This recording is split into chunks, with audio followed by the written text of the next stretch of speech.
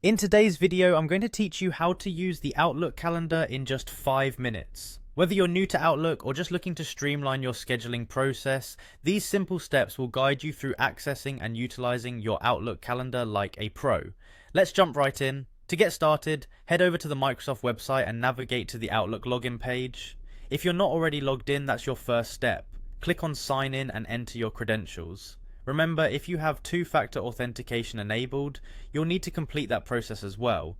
It's a good security practice to have, and it only takes a few more seconds. Once you've logged into your Outlook account, you'll be directed to the mail section by default.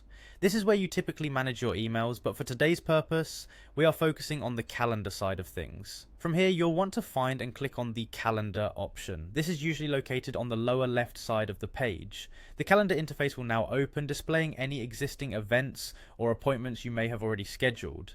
Now it's time to create a new event. To do this, locate the button labeled New Event.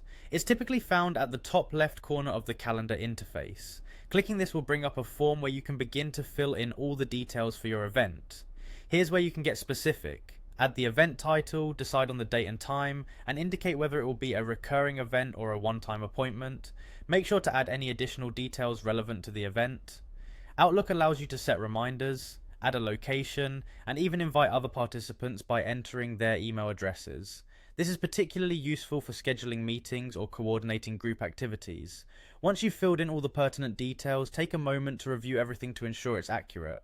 You wouldn't want your meeting reminder popping up at the wrong time or on the wrong day.